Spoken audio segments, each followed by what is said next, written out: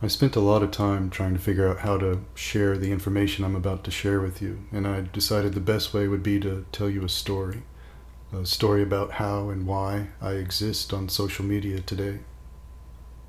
My story begins on December 14th, 2012, 9:30 a.m. at the Sandy Hook Elementary School in Connecticut. Like the rest of the country, I was caught up in all the media coverage, witness testimony, parent interviews, and anything else mainstream media threw our way. But the one thing the powers that be didn't provide was actual proof a shooting took place. So I decided to go look for the proof myself. After digging through tons of images and videos, I came across an image of a female athlete taken in front of the firehouse by the school. What I saw in the sky above her not only surprised me, but gave me the idea to stop digging through all the garbage, all these media clips and just propaganda, and look above it all. So I turned my attention to satellite imagery. After a little bit of research, I learned there are well over 3,000 known satellites in orbit today, and many of them are not ours.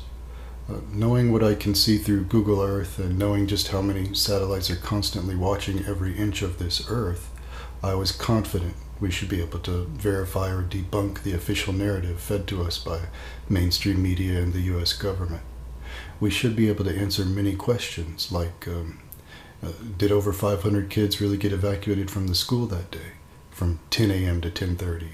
Who left all the shooters' car doors open? How many people got out of the car to kill kids? Who delivered the porta potties and when? Satellite imagery could tell us all of this and more. So, after a little more digging, I came across an application called World Daily. The program is linked to the Aqua Terra Weather Satellite Archive. Together they take 2 pictures of the Earth every day, both orbiting every 90 minutes, constantly taking imagery as they go. The Terra satellite takes all the AM pictures, and the Aqua satellite takes all the PM pictures. So I bought the app, World Daily, installed it, and immediately put in the date December 14, 2012. When I zoomed into Sandy Hook, I was blown away by what I found. Dozens and dozens of miles of airspace centered directly over Sandy Hook were completely covered in man-made trails.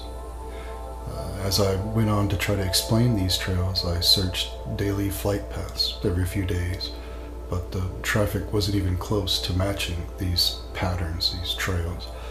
Every day I monitored the flight paths in Connecticut. They never had traffic centered over Sandy Hook. I tried to check the airspeeds of that day in an effort to judge when the oldest trails might have been sprayed and kind of work my way backwards from the satellite images. I even tried sending the satellite image to a dozen or so meteorologists, weather institutions, and universities in hopes of getting a better explanation. Of course, all they said was, these are just contrails. As I continued to try to explain these trails, I found the satellite tracking data for the Terra satellite, and was able to timestamp the image to be at 15:13 UTC time, which is 11:13 a.m. Eastern time. The Terra satellite image was taken almost 2 hours after the event started, and when I went through the police dash cams, I found the planes were already up in the air covering the sky before the event took place.